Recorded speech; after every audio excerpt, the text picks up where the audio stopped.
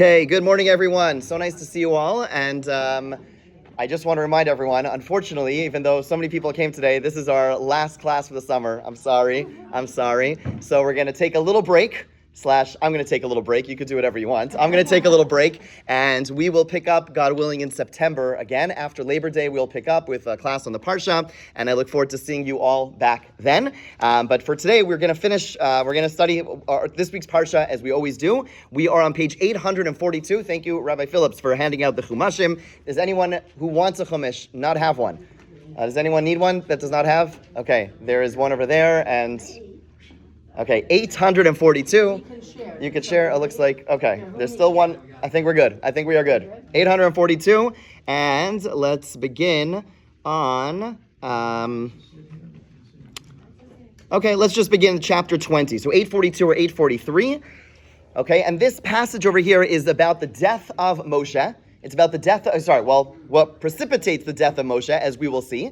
And it is a very mysterious passage. It's an extremely mysterious passage. You'll see what I mean, because I think we all more or less know the story in the back of our minds, but as usual, as I always say, and probably will continue to say, and that is when we read the text, sometimes a different story emerges. So maybe when we were 15 or 10, we learned a certain version of the story, but when we read the text, we'll see some of the pieces don't necessarily add up, and we have to revisit, like all things, we have to revisit it from a more sophisticated perspective. So that's what we're going to do. I'm going to read it in Hebrew, translate it in English, and we're going to read the short passage. We'll ask some questions in our minds, then I'll maybe turn to you, maybe you'll ask some questions as well, and then we'll try to see how our different classical commentators address this very puzzling passage. Okay, so again, we're on page 842 or 843, chapter 20, and verse 1 or Pasuk Aleph. Okay, so you're all with me? So, Vayavo v'nei Yisrael kol ha'eda midbar Tzin. The entire congregation of the Jewish people come to a place known as the Midbar of Tzin. B'chodesh harishon, on the first month. The first month in biblical times is a reference to the month of Nisan, okay? Vayeshev ha'am b'kadesh, the nation rests in a place called Kadesh. Vatamas sham Miriam dies there. Vatikaver sham, and she is buried there. Okay, tragic. She wasn't a young woman. Our tradition tells us she was actually quite old. She was well into her hundreds. You should all be living and be well into your hundreds. But she was an older lady, quite old in that respect. She dies. They bury her. Okay. Next pasuk, velo hayamayim la'eda. Immediately after her passing, the Torah tells us the Jewish people do not have water. Okay, until this point, where do they receive water in a barren, arid desert? They received water from a rock, a stone, right? And clearly you see from here, this is where we have this tradition, that that it was Miriam's merits that brought about the water, right? And that's why when she dies, no more merit, no more Miriam, no more merits, no more water. And therefore there is no water over here. Vayikalu al Moshe vel Aharon, and therefore the people gather around Moshe and Aaron. Vayarev ha'am im Moshe. Vayarav means like they fought. They fought with Moshe, not physically, but at least intellectually. They argue with Moshe. Vayomru lemar, and they said to him, Velu gavanu bigva achenu lifnei Hashem. Had we died like our brothers died before God? What are they referring to? What they're referring to is not only Korach, but all the people who died in the desert over the course of 40 years. Remember, this is, well, I shouldn't say remember because I haven't told you yet. This is taking place at the banks of Israel. They're about to enter the land of Israel. They are right there. This is the end of the 40 years. And during the course of the 40 years, we know that a good chunk of the population, all the men, 20 and over, they all died out. So they now say, better we died. No water, we're going to die of starvation, of dehydration, and therefore better we had died in the desert than having this horrible death of dehydration. Okay? V'lama havesim es kahal Hashem el hamidbar hazeh. Why did you bring this nation to this desert, lamu sham, to die there, anachnu uvirenu, us and our cattle. The lama halisunu mimitzrayim. Verse 5. Why did you take us out of Egypt? This is an old complaint, right? After 40 years, they still didn't learn their lesson, right? This is a very sad. Yeah, it sounds like the other people, exactly. It's a very sad statement over here. You would think, after 40 years of everyone dying out, who is that original generation, this is a new generation. This is a generation of, at least the men, were all kids, teenagers, when they left Egypt, and we expected and hoped that this generation would be much more confident, much more prepared to go into the land of Israel, and once again, they bring out the old refrain of, Why did we leave Egypt? Why did you take us out? Lavio sanu el makom hara hazeh, to bring us this evil place. Lo makom zera ute'ena vegefen verimon. It is not a place of planting, of figs, of grapes, of pomegranates. Umayim ayin lishtos, and there is no water to drink. Vayava Moshe v'Aaron mipnei hakahal el Pesach ohel moed, and Moshe and Aaron move away from them because of them. In other words, it seems like they were feeling a little bit threatened by them, and they go to the ohel moed. The ohel moed again is the Mishkan, is the tabernacle. Vayiplu al pneihem, they fall on their faces. It's a form of prayer. Vayerach vod Hashem aleihem, and the glory of God appears to them. Okay, so that's the scene. The scene is set where the Jewish people are thirsty. They are starving. They don't have any water. It's a desert. It's a terrible. Imagine, I don't know about you. I walked outside for 2 minutes and I'm already could use a cup of water. They're traveling in the deserts. All of a sudden, with Miriam's death, they know that the miraculous water they're receiving is gone. And so they gather around Moshe. And not only do they say, hey, it'd be nice if we had some water, they lay it on Moshe. They say, Moshe, why do you take us out of Egypt? What are you doing to us? You're killing us. We would have died. That is the message they're giving to Moshe. So what does God say? Let's see how God responds. And let me actually ask you a question. Was the core of their complaint a legitimate complaint or an illegitimate complaint? Illegitimate. Why is that? Because they should know God would get them water. Okay, fine. There's an argument to be made that it's illegitimate because they should have had faith. It should have had faith. Now, also, you don't start that way. Okay. You start by saying, anyway, we could get some water. Right. They ramp it up. They go from 0 to 100. In other words, okay, the language they're using, yes? That's why their parents were died. Correct. They're doing the same thing. Right, yes. Also, you said that their parents raised them and their parents also had these complaints, so they would be passing down their parents' opinion. Right. So on the other hand, we're saying, okay, we understand that there is a notion of nature, nurture, whatever you want to call it, but they grew up in a household where this was the primary complaint, and they kind of inherited those kvetch genes, which some of us still have to this day. Okay, so we're going to excuse some of it. But I want to push a little bit further. It's true. Their tone is, this is a very hard thing to do sometimes. Someone comes to you, if you're in any industry where you are dealing with people will come to you with complaints. Right? In shul, no one complains. I never heard anyone. I'm just kidding. Okay. So people come all the time and they complain. And part of the job of the person listening to the complaint is to break down the complaint. They happen to be yelling and screaming and they are in my personal space. But what they're saying actually is quite legitimate. Right? So over here, it's true. Maybe they should have had faith. And they shouldn't have went from 0 to 100. They could have started by first saying, Moshe, could we please have some water? What do you think you could do? Could you speak to God about this? Etc. But instead, all that's true. But at the end of the day, im ein mayim, if there's no water, you're dead. So at the core of their complaints, there is legitimacy, right? It's true, all the trappings were incorrect. But at the core of the complaint is that they don't have water and they're concerned. And first of all, I think it's just a personal lesson to be able to take from this, right? Sometimes people complain, okay, I don't like their tone, I don't like how they're going about it, but maybe there's something they're saying which is valid. That is the goal of everyone. Whenever we hear anyone complain to us, whether it's a person in an industry or a person between two friends or a spouse or a child, whatever it is. But let's see how God responds to their complaints. They are still in the desert. That's why they're so thirsty. Yes. Also, they knew that they had the water and the Miriam carried the be'er, and now she's gone. So this is their merit. So now they lost that merit. Correct, and they are understandably right. So to that point, in other words, they're like, we know where it came from. Right. It came from Miriam. Miriam is gone. There is no solution around us, right? So they feel like it's completely done, and therefore we could imagine again. If we want to put ourselves in their shoes. We are in the desert. It's hot. There is no water source, and we know where the water came from. And all of a sudden, and it wasn't miraculously all of a sudden just disappeared. We know where it came from, the merit of Miriam, and now Miriam's gone. So they're like, we're really in trouble. Okay. Except that we were hoping that they had grown up and they're acting like children. Correct. They're still Correct. acting like children. Correct. They have no agency. There's no leadership there. Good. So I think let's just lay them all out on the table. On the one hand, their tone, their lack of agency, their lack of responsibility, their lack of faith are all real. And at the same time, their complaint is also one which we can understand. They could both be true. Yes. Couldn't someone else have merit? Very possibly, right? So they could say okay, Miriam's merit's done. Maybe there's somewhere else where this could come from. 100%. Yes. The Torah is framing this as with very little information. So it really opens us to go either way. But the truth is, had we known more, we could give a more informed opinion about who's correct and who's not. Correct. It's a pity. No, you're right. That's the nature of the Torah. The Torah does that. Right. That's why we have this rushing. That's right. So that we have this problem, but it is a big problem to make opinions based upon 6 verses, which don't really summarize the history properly. Correct. 2 So days without water, like you say, people lose it. are entitled to a big complaint. I mean, if this air conditioner went off for 2 days and you had hot Yom Kippur, we throw it all away. We would delay Yom Kippur. That's right. Yes.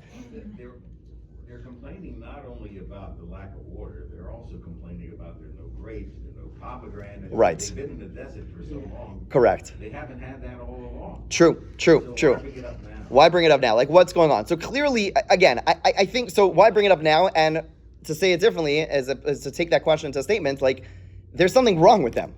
To Rachel's point, meaning this is broken. Like, guys, relax. Like, what's going on over here, right? In other words, like, it's a question of, like, could we understand them logically why they bring it up now, or we could just say they're acting irrational and say, I don't understand this. It's completely irrational. And they could both, right? So, the reason I asked that question is because I want to now look at how Hashem responds to them. Okay, let's see how God responds. Okay, Vayidaber Hashem. We're at verse 7, or towards the bottom of the page on 842 or 843. Vayidaber Hashem el Moshe Lamer. God speaks to Moshe saying, Kach es hamate.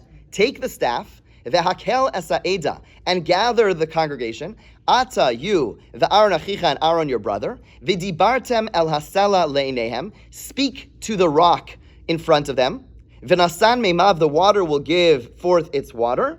Ve'otzeis lahem mayim min hasela, and you will bring out water from this rock. V'shkisa esa'eda v'esbiram, and you will be able to give water to the congregation and to their sheep. That is the message from God. Okay. Does God sound angry? No. God just says, this is what you need to do. But there is no, and God, we've went through a whole bunch of parshios where God is very capable, the Torah is very capable of describing God's anger. Again, we're not going to get philosophical. What does it mean for God to get angry right now? That's a discussion for another time. But the Torah speaks about God in very human-like terms, okay? Discussion for another time, why? But the bottom line is, the Torah is very comfortable saying, Vayichar af Hashem, God's nose flares, and God's wrath, and all that stuff. None of that. God just says, this is what you need to do. Let's keep that in mind, okay?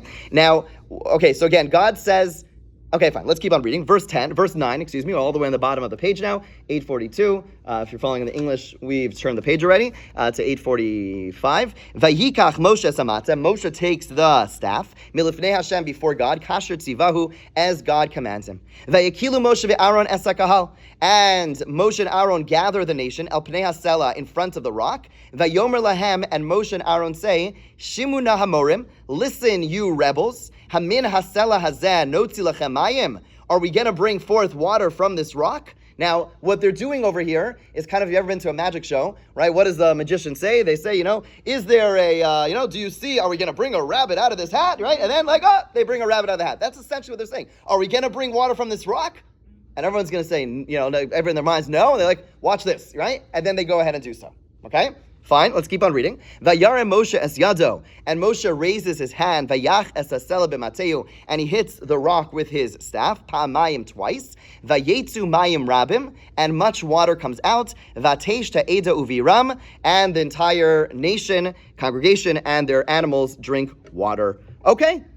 However, the story doesn't end on such a good note, because Pasuk Yud Beis, verse 12 tells us, Vayomer Hashem el Moshe vel Aaron, God says to Moshe and Aaron, and let's read these words very carefully, Yan lo hemantem bi, because you didn't believe in me, lakdisheni, to sanctify me, le'enei b'nei Yisrael, in front of the eyes of the Jewish people, lachein, therefore, lo saviu es hakahal hazeh, ela aretz asher nasati lahem. You will not bring this nation to the land which I gave to them.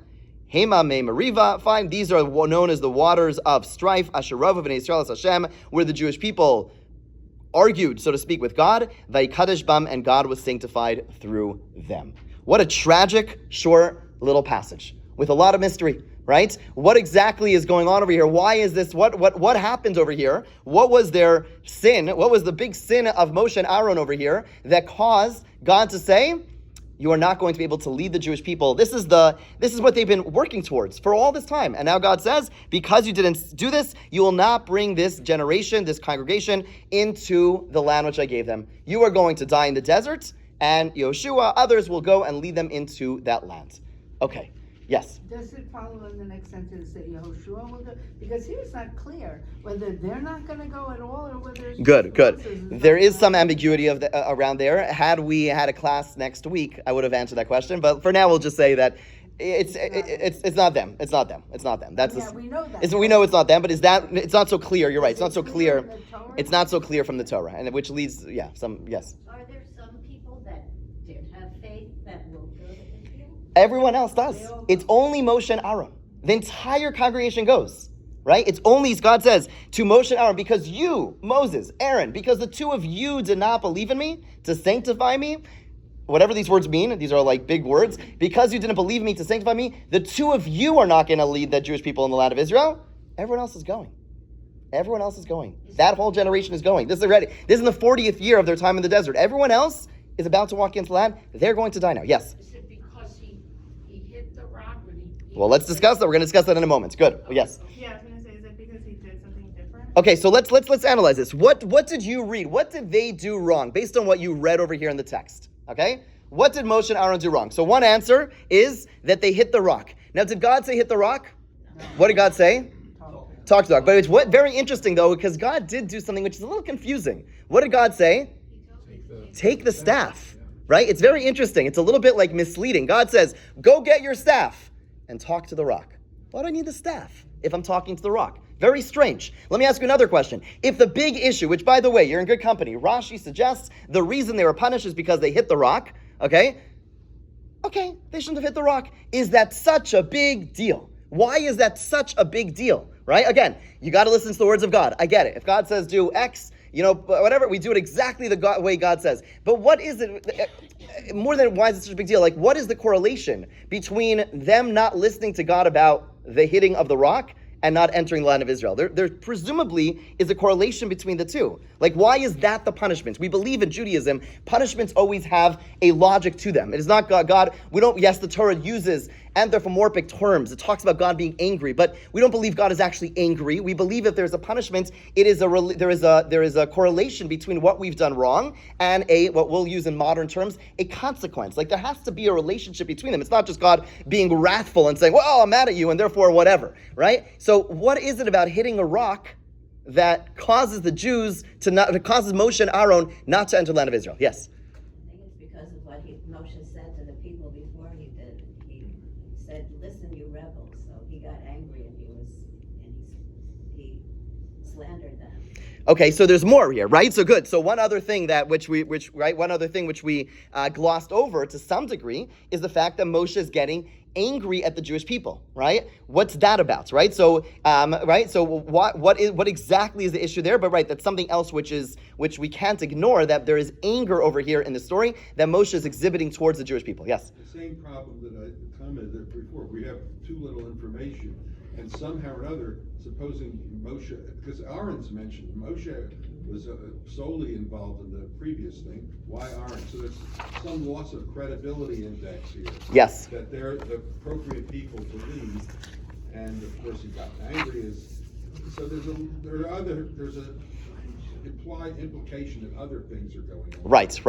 There's not enough information to really, but the reason we're trying to analyze, and we could just jump immediately to the Midrashim, but I'm just trying to sensitize us. The text itself is what's leading the Midrashim and leading the commentators. So again, we're picking up on some of the nuances. On the one hand, they hit the rock. At the same time, he said, grab a staff. There is the anger. What else? Yes. So, they say seeing is believing. So who was the central figure that they saw? It was Moses. It wasn't God. Then Moses made himself the central figure. I did something like magic. I hit a rock and the water came out. Okay. It should have been that God was really. Excellent. Okay, we're going to come back to that idea, and I'm going to come back to your idea as well, which you just mentioned. Yes.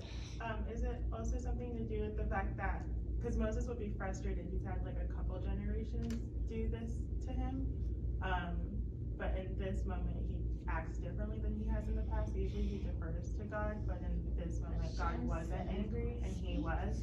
So he represented God differently. Okay, so you represented God differently. Good. We're going to come back to that point as well. Good. We are all touching upon many of the answers here. Yes, good. Yes? Also, I'll give credit to what I'm about to say to Rabbi Foreman, who goes through a great deal of discussion, most of which I have forgotten. I will remember this one. Yeah. As Nagwa said, Moshe has experience. If you look back at parts of the Shalach, soon after they come out of Egypt and the sea was split, God says to Moshe, take the staff that you used to split the Red Sea and take the staff, and the people need water, and hit the rock. So Moshe has, at least 40 years ago, experience doing exactly what God said, taking the staff and hitting the rock, and that apparently was perfectly okay when he did that. So maybe he's harking back to that. He said, my God, it's just the same thing as, and by the way, that place was also called Masa or Merivah. There was Merivah there, and this is also called Merivah, strife. So Right. So I want to amplify what John said. It's very troubling. It's very complicated because if you look all the way back to when the Jews entered the deserts, there we have another rock incident. And there, God tells Moshe, take the stick, hit the rock, and let the water come forth from the rock. And there's no problem. Right? So it's very interesting because we had this story. Moshe did more or less the exact same thing in terms, at least, of hitting the rock. Right? When they leave Egypt, they need water. They come to Moshe. They say, "Hey, we need water." Moshe says, "Okay." Goes to God. God says, "Grab your stick, hit the rock." Moshe takes the rock, hits it with his stick, and water comes forward. So why over there was he supposed to hit the rock, and over here he's not supposed to hit the rock? Something's very off. Yes. I think the key word here is sanctifying Hashem. That's what he didn't do. Why? And get into that, whatever. But that's the key. That's what Hashem is upset about, not whether he hit the rock or not. Okay, so I would agree, but I would add there's a second term. There's two words which need some unpacking. It says, Yan lohem mantem bi, because you did not believe in me. There was a lack of emunah, faith, and lahakti sheni, to sanctify me. Those are two words, by the way, which we could spend 2 years explaining each word. What does faith mean in Judaism, right? It's not just believe in God, close your eyes and say kumbaya and believe in God, right? But that's not how we believe faith. And the word kedusha, lakdi sheni, is also an terribly difficult word to translate. What does it mean to sanctify? That's a word none of us ever use outside of these walls. Like, what does it mean, kedusha? So we have to, we'll scratch the surface, but both those terms, you're right. Again, reading the text, God says, you didn't sanctify me. You also didn't believe in me. How do those words fit with the different possibilities? Yeah. Moshe got the water originally. Mm-hmm. Where does Miriam come in to be the person that gets the water? So it seems like Moshe was the agent, but the merit, right? Because where the commentators are coming from is the juxtaposition between her death and the lack of water, right? Moshe's still there. So what changed, right? If you do a scientific study, like what variable changed? Miriam's death. So it seems like, yes, Moshe was the agent. Moshe is the one who facilitated the bringing out of the water, but it was the merit of Miriam, and as evidenced by the fact that when she dies, there's no more water. Okay, so I'm going to share with you 8 different approaches. Okay, 8 different approaches to your point. There's a lot of ambiguity over here. It opens up to a lot of interpretation. Professor Nechama Leibowitz makes the wry observation that in as much as we don't know where Moshe is buried, the Torah tells us no one knows where he's buried. We also, frankly, don't really know why he's buried. In other words, there's so much ambiguity and so much discussion and so much debate that, we'll walk away, I hope, with some practical takeaways and some fascinating insights. But at the end of the day, it's a wide range. It's like a really wide-ranging debate. So, okay, here we go. So number 1 is something which I think you touched upon, and that is the Don Isaac Abarbanel. The Abarbanel, fascinating figure who lived in Spain at the time of the expulsion. He was a financier of the Portugal monarchy. According to his historic writings, he basically was given permission to stay back. All the Jews leave. Abarbanel, you stay. They needed him. And of course, what did he say? Absolutely not. I'm going with my people. And he left, and he had a miserably difficult life, traveling around, being chased by different governments. Anyway, somehow, despite this intense, busy life, he also sat down and wrote an incredible commentary on the Torah. It's interesting. Historians point out, the main historian of Abarbanel is? Netanyahu. Bibi Netanyahu's father.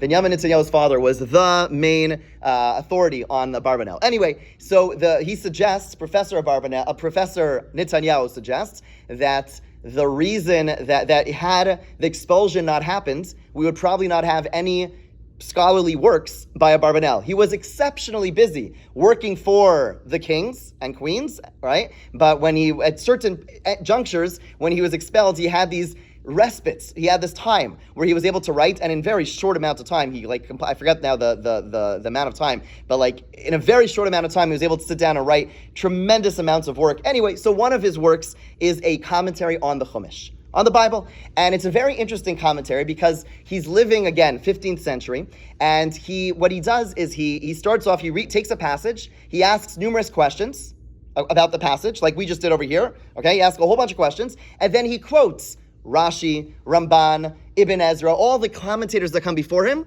and then he poses questions on each one, tells you why he thinks they're all wrong, okay? And then he tells you his approach. It's a wonderful book. It's very, very long. It's fascinating to read. Anyway, bottom line is it's a fascinating commentary, and he goes through every single one of the different approaches that he was aware of in his time. He rejects them all for different reasons, and ultimately what he concludes is the following. He says like this is a wild idea. He says, really, when the golden calf took place, who was involved heavily? Aaron HaKohen.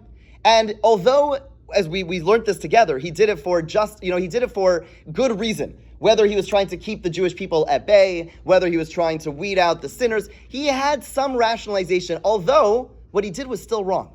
Now, had God punished him in that moment, and we were looking at it from a historic perspective, we'd say, oh, the people serving the golden calf died, and Aaron got punished as well. Clearly, he was guilty like they were guilty. And that would give us the wrong impression. And therefore, God said, I'm not going to punish him in that moment. I'm going to wait for something maybe very small that's going to allow God to say, I'm going to punish you for this. And let's talk about another person, Moshe, with the sin of the spies. Right? Who sends the spies? Who endorses? Who gives permission for the spies to go out? Vayishlach Moshe. Moshe sends the spies out. And according to Barbanel, Moshe is guilty for sending the spies out. It's his mistake. But if he were to get punished, at the same time those spies get punished, what would that indicate? It would indicate that he's as guilty as they were. Whoa, he's coming from a very different way. So God says, Moshe, Aaron, they both deserve to not enter the land of Israel. Whether it's for the sin of the golden calf, whether it's for the sin of the spies, I can't punish them at the same time. So I have to wait for something. So if you've ever had an employee which you really didn't want to keep, but you were waiting, you needed something else, like just one thing, you give them enough warnings, you're just waiting. One day they do that tiny little thing, you get rid of them, right? It wasn't about that tiny thing. It was that they had a files of mistakes that they made, but you needed some last pretext to say goodbye. That's how the Barbanel explains what happened over here. Yeah, they were supposed to speak, they hit it. He says, nishka ferlech, it's not such a big deal. But we're waiting for some reason. Okay, no one else agrees with him, but that's the Barbanel's approach. I'm just putting it out there. Let's now go back. We saw Rashi already, which we need to unpack, which we'll come back to. Okay, so we'll come back to that. Rav Hirsch says the following. And Rav Hirsch is really saying something which is quite similar to that of the Maharal. As it was pointed out, Moshe gets angry at the Jewish people. Now, let's try to dig to the bottom. Let's do, in psychology, there's this idea that there's, primary emotions and secondary emotions. Okay, sometimes you could have an emotion. Let's say oftentimes when someone is in an argument, right? Or someone gets criticized, let's say in a couple, okay? Someone gets criticized. So what happens? They lash out, they get angry, right? They get angry at the person just criticized them. But the anger is oftentimes a secondary emotion. Really, the first emotion is a sense of, vulnerability, fear, inadequacy. I'm sorry? You got hurt, right? There's pain. Really what's happening is I'm hurt. And so the way I respond is by lashing out, right? There's a primary emotion and there's a secondary emotion. So let's think about this from a spiritual perspective. Anger is the emotion. What is the primary spiritual component that is lacking when you get angry? So let's think about it. Why do we get angry? Not that anyone here ever got angry, but let's say if a person ever got angry, what gets us angry? Okay? What are things? I don't know. Speak for friends. What are things that get people angry? When somebody doesn't agree with you. When someone doesn't agree with you, or I don't know, let's say you were supposed to go somewhere, you're supposed to get a ride from someone, or something like that. You're supposed to meet up with someone, and you said, I'm in a big rush, I have to come to Rabbi's class, we're going to have to get there at 11 o'clock, even though he always comes 3 minutes late, and we're going to have to get there on time, so please be ready at 10:50. And what happens? They call your mom, Okay, sorry. They call you and they say, "Oh, I'm so sorry. I'm still, whatever, getting ready. I'm not ready to go just yet." Right? So what happens? You get frustrated. What's going on over here? Right? Or you get stuck in traffic or whatever. These are all silly examples, but these are different times we get angry because things are not working the way we want them to work. Someone's disagreeing with me and not allowing me to do what I want. Or I had plans and my plans get messed up. Suggest Rav Hirsch and the Maharal, and that is that what at the core of that is, if I really had emunah, if I really had faith that God runs the world, absolute faith that God runs the world, and everything that's happening is completely ordained by God, that doesn't really leave so much room for frustration. Because yes, I'll make plans, I have to make plans, we believe that I have to do effort, but when things don't work out, I say, okay, this is what God planned. This is God's story. It's not my story. I don't control it. And therefore, what is happening over here, when God says, Yan lo ha'emantem bi, you didn't believe me. Where's the lack of faith? Because he hit a rock? No.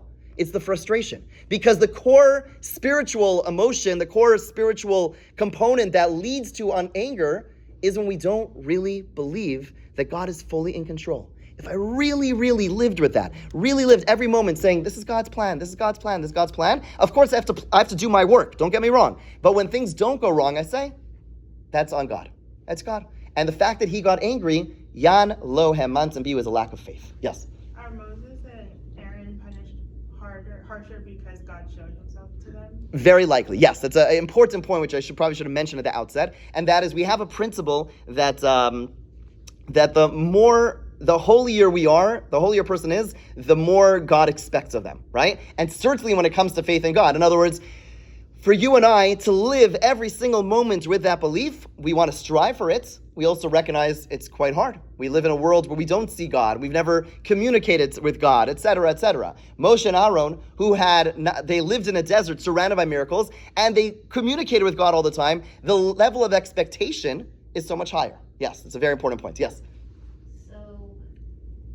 When things go right, it's God's plan, and when things go wrong, it's God's protection. We'll say God's plan. You're touching upon a very important question about how we see when bad things happen, I think, right? I mean, which is ultimately what you're touching on, which is a very important discussion. I am sidestepping it. I'll just be very clear because it's too big of a conversation, but it's an important conversation in which this is, the give and take between, monotheism and the question of why bad things happen to good people, which is effectively what you're asking, they go hand in hand, right? You either believe in forces of good and forces of evil or no forces, and then that question falls away because they're forces of evil or there's no force, or you believe in a benevolent force, and then you have to understand how do we understand it, and then how do we respond to it, which is the second part of it. So I apologize, not today, but it's an important point to ponder. Okay, so let's go a little bit further. The Ramban, Nachmanides, says what was said by Rachel, and that is the magic trick piece, right? What do they say? They say, the words that they say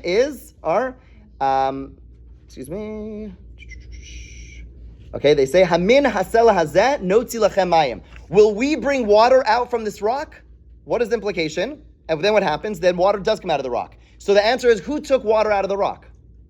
Again, if I say, do you believe that I could pull a bunny rabbit out of my shirt, out of my jacket over here? And then I do, right? So what am I telling you? Who did it?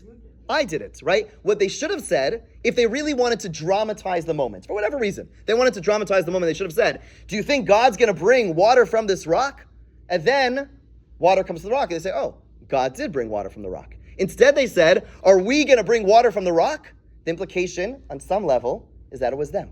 And therefore, the Ramban says the issue was that they in some way took credit, subtly. They in some subtle way took credit for taking the water out of the rock. And in doing so, they didn't give proper credit to God. And that goes to the word lahakti sheni, to sanctify me, right? So there was a lack of credit to God, and that was their sin. Okay? Two more approaches. I collapsed two into one, so we're only going to do seven. But here we go. And that is the approach of the Rambam. The Rambam Maimonides says as follows. He says something very interesting. And that is, we have a term that we use, some people use, and that is Kiddush Hashem, sanctifying God's name. Now, we oftentimes use it, Kiddush Hashem. Okay, literally to sanctify God's name. And the application typically is, you know where this comes up a lot right now. It comes up in the summer, in a lot of the day camps. My kids are on like these camps, day camps, sleepaway camps. What do they tell the kids before they go? I don't know. They go to like some baseball game. They go to some place before they leave the bus. They say, guys, you're wearing kippahs, or everyone knows you're Jewish. Make a kiddush Hashem. What they mean is you represent God, and therefore act godly. Act in a way that reflects what you represent. That is the way we use the word Kiddush Hashem. The Rambam says that's the flaw over here. Because as I highlighted, was God angry at the Jewish people? No. Moshe gets angry at the Jewish people. And what do they know about Moshe? Moshe, everything about Moshe is he is the conduit. Whatever God, he is the perfect messenger to God. So if he's getting angry, what do the Jewish people assume? That means that God is angry. And therefore, there is a lack of representation. They are misrepresenting God, and that is the lack of lahakti sheni. The Kiddush Hashem is falling short. I remember once I used to teach in Washington, D.C. once a week, and I remember filling up gas once right before I got on the, whatever it was, 95. And it was a little scary, that gas station at like 10 o'clock, whatever it was. And some person came over to me, starts walking over to me, and says, you have some money, you have some money. He was walking like all funny, like that. I knew where the money was going to go if I was going to give this person the money. So I was like, I don't have any cash on me. Okay. And then he says, this is what your Bible teaches you? This is the God that you believe in? This is right. And so it hurts, right? I still wasn't going to give him the money. But he was right. He saw I had a keep on my head and basically said, you represent God. That's what he was telling me, right? And so again, the money, I should not have given him money, and I didn't give him money. But the point is, we are viewed as representations of God. And the person who is the most representative of God is Moshe. And therefore, there was a misrepresentation, says the Rambam. There was a lack of Kiddush Hashem. That is the idea of lahakti sheni. You didn't sanctify me. You didn't represent me. I wasn't angry. God was saying that although many of you said the Jews were wrong, God said, no. When you're really thirsty, you do crazy things, right? Read Elie Wiesel's, description of what took place in the cattle cars when they were starved, okay? We can't judge what it means to be really, truly thirsty and afraid you're going to die out of your thirst or hunger, okay? But God said, I'm going to excuse all their language, okay? They were in a moment. But you, Moshe, by getting angry at them, you misrepresented me, and that is unacceptable. Okay, let's now share a third approach, a third, I don't know what up to, 6, 7, I don't know. And it's going to be a little bit more mystical, so hold on tightly, and we'll just try to explain this as best as possible. We're going to go back to the classic approach that Rashi says he was supposed to speak to the rock, instead he hit the rock. And we said, what's that all about? Not only that, it's very strange because, as John pointed out, when the Jews entered the desert, he was told to hit the rock. Here he's told to speak to the rock. So first of all, what's the big difference between them? And B, why initially was he told to hit it, and then eventually told to talk to it? So there's an idea that is, a couple of ideas to maybe make sense of this. First of all, we have to recognize, as we said, the first, right now we're at the cusp of the land of Israel. They're about to enter the land of Israel, and we know the reality of living in Israel is radically different than the reality they had in the desert. Just by simple examples, in the desert, they are living this miraculous existence. They have water coming from a rock. They have manna falling from heaven. They have these clouds of glory that's around them. In Israel, what are they going to have? Nothing. Farms. You're going to go and work in the farm, and you're going to get water from a well, and you're going to get food from grinding the grains. That's the reality of the land of Israel. Okay? And when they enter the desert, they were entering into the supernatural existence. When they're entering Israel, they're about to enter into a more natural existence. A world where God, so to speak, is a little bit more hidden. They're not going to be interacting with God in the same evident way. You don't have daily miracles like they did back then. Okay, so with that in mind, the Sfas Emes observes like this. When do you speak, right? In one place he speaks to the rock, in one place, or he's supposed to speak to the rock, another place he hits the rock, okay? What is the connotation when you want someone to do something, and you speak to them, as opposed to, let me say it better. Okay, if you want to get someone to do something, right? When would you speak and when would you hit? Not that you should hit anyone, but in theory, when would you speak and when would you hit? Speak first. Well, you'd speak first, right? And when would you ultimately come to hit? If you're angry, or if they're not listening. Again, I'm not endorsing, people hitting their kids. But back in the day, right? All of you, okay, hitting was somewhat, some form of, went to school. The teacher would what? They'd what do they call it? The knuckles. Wrap the knuckles. There we go. So yeah, so basically, right? So there was, but hitting, they wouldn't do that if the kid was doing great in class. If they were misbehaving, they would go ahead and hit. So a hit, if we're thinking symbolically, a hit is a demonstration of a break from, meaning it's more of a, a change from what is naturally happening. You're trying to do something radically different. Right? In other words, when I'm hitting something, I basically, again, you have a student who is misbehaving, and I talk to them, but they still continue to misbehave. And so what I have to do is I have to hit them, and then I move them to a different reality. Right? I'm trying to break them out of what they're in and do something else. Speaking to someone is much more aligned with what they're doing. Oh, great job, keep on doing it. Right? So that their speaking would make more sense. Okay? So says the Sfas Emes like this. He says that when the Jews entered the deserts, they were living this supernatural existence. Okay, supernatural is, if I tell you that this piece of wood is going to bring forth water, that's by definition supernatural. I mean, that makes no sense, right? The hitting demonstrates that it almost like echoes the fact that, or amplifies the fact that it is something supernatural. We're highlighting the fact that there is wood over here, and somehow it's going to bring forth water. Hitting it shows this is really a break from its nature. That's true for when they enter the land, enter the deserts, when they're living the supernatural existence, and we are highlighting the fact that God is supporting them in a supernatural way. But as they're about to enter the land of Israel, we need a transition. We need to transition to a world where there is less of a tension, less of this break from nature, and running for this tension between nature and the supernatural and the supernatural. We need it to be a little bit more natural.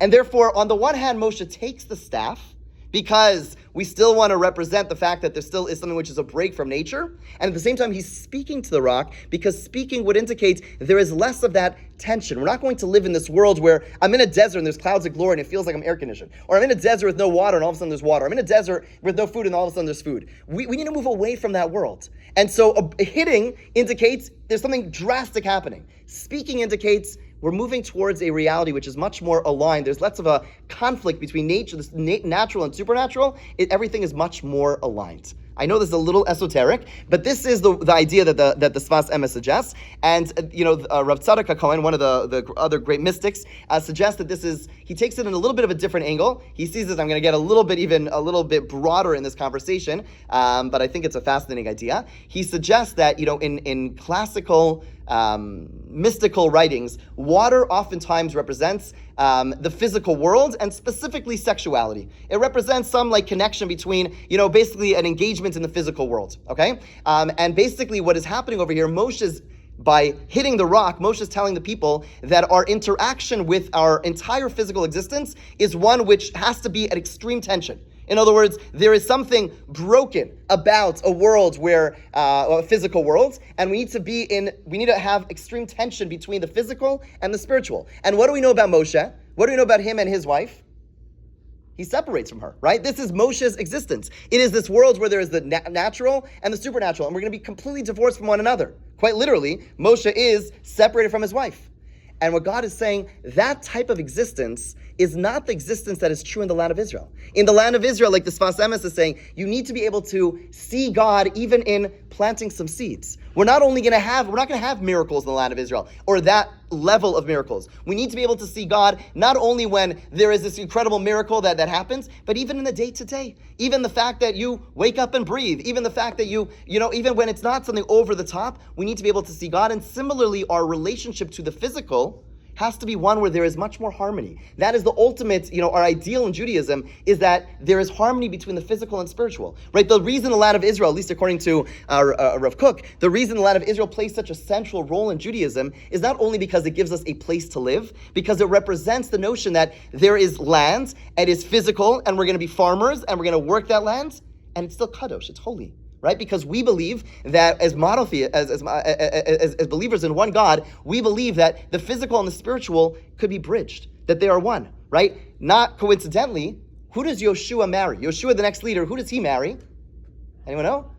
Rachav. What do we know about Rachav? Rachav is a prostitute, okay? She's a former prostitute, right? He basically takes someone who is really, so to speak, initially immersed in this existence, and he's able to elevate it. That's exact, right? It's not coincidental. The Moshe is divorced from a wife entirely, and Yeshua is able to be married to someone who is a former prostitute, right? Because what is happening over here is that when Moshe is told, you can't enter the land of Israel, the message is, your mindset is too is the desert mindset. It's a mindset of miracles. It's a mindset where there is a dramatic shift and gap between the spiritual and the physical. But that's not the way it's going to be in Israel. It's not the way that we are going to, elevate ourselves as a nation when we enter the land of Israel. In the land of Israel, they're going to be working most of the day, and they still have to find Kedusha. You still have to find holiness. That's our challenge, by the way. We live in a world that's overwhelmingly physical, and it's up to us to be able to inject and infuse and find the spirituality that exists. Moshe was living in a world where he said, I want to have nothing to do with physical, only spiritual. And God said,